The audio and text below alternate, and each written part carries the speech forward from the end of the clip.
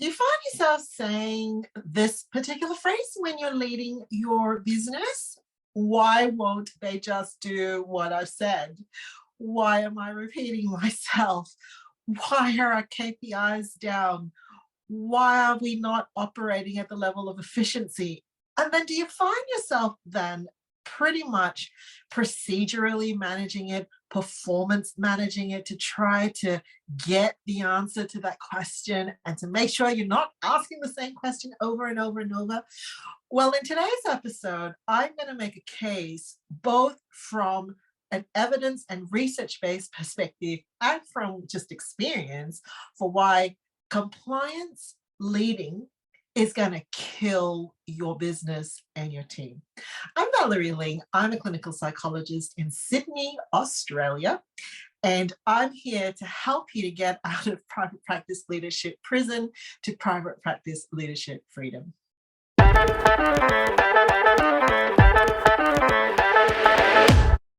No two industries are exactly alike, or well, they come maybe close enough. I was talking to a friend this morning and I was asking them about, what do they think about profit benchmarks?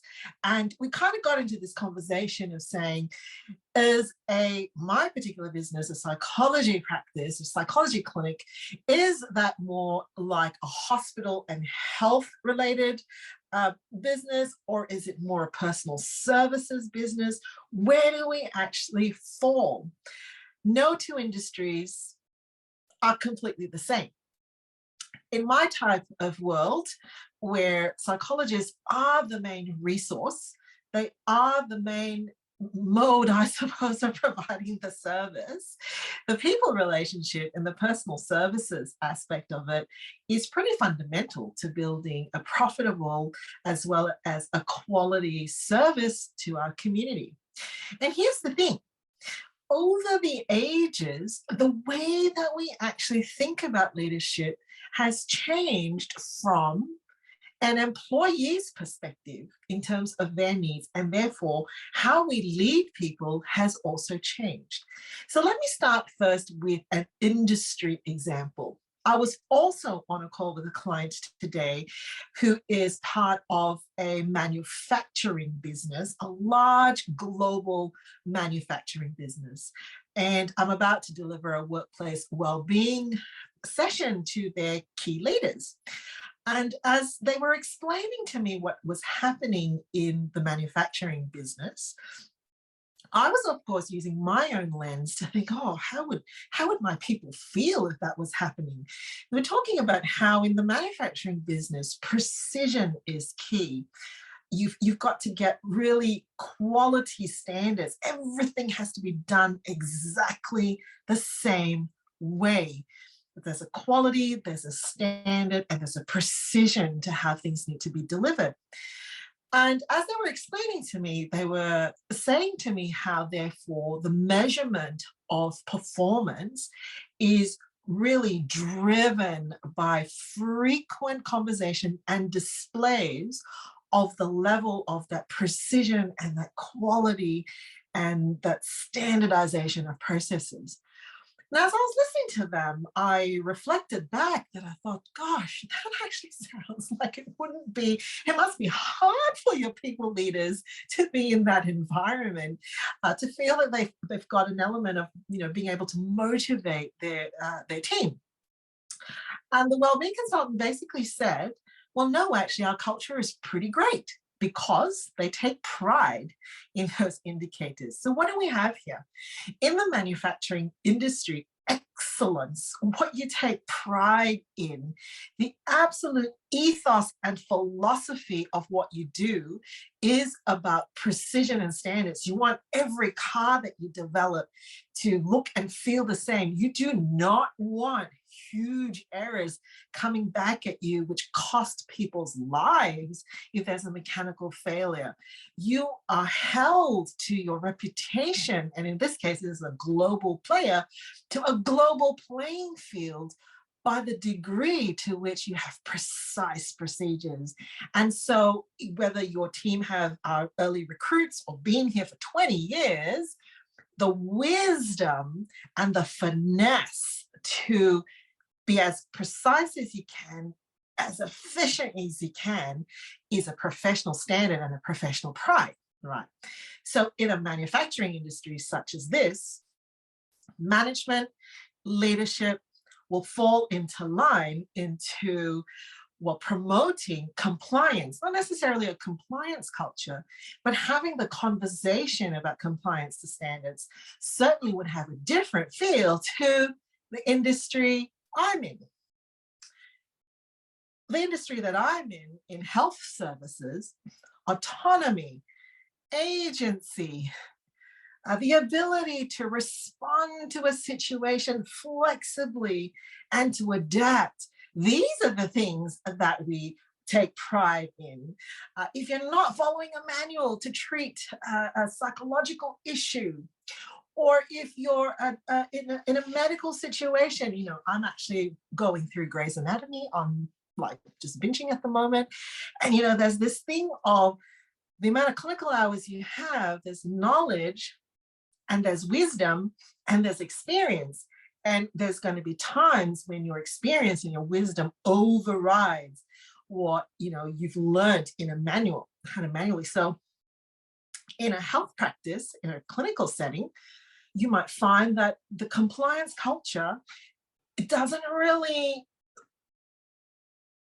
float people's boat, if you like. It's a different conversation. We want to see autonomy. We want to see agency. We want to shine as individuals. And if you have a compliance conversation, if you lead from an operational conversation, if you lead from a conversation that says you must comply because that is clinical excellence, you're going to lose the leadership conversation. What do I mean by that? Well, remember, leadership is being able to inspire, influence, and imprint so that you get your team from scenario A to scenario B. It is not a particularly inspiring scenario for health clinicians to move from scenario A, which is 50% hitting procedural excellence, to 100% exceeding procedural excellence. That is not a particular inspiring. That's not even an imprinting conversation, because nobody wants to be a 30-year-old practitioner that knows how to read the manual and comply to it. That's not the conversation. So we've got to be really, really clear that compliance is important, but that's a culture piece that is going to kill your team and kill your business if you're not really, really clear for where compliance sits in health practice. So where does compliance actually sit in a health business? Well, because, well, where I sit, health businesses and health practitioners are a regulated profession. Compliance for us sits in the fear factor, right, for our own personal livelihood and for our own personal reputation. If we don't provide to the client or to the patient what is considered to be a compliant practice, it will cost us personally. It doesn't matter if the business is telling me I've got to raise my KPI. It doesn't matter if the business is telling me that my dress code doesn't quite meet the professional image that we're trying to portray. It really doesn't matter to me if the team cancellation rates are not matching industry standards. I don't care. As a health practitioner, I do good work. I'm ethical. I write my notes.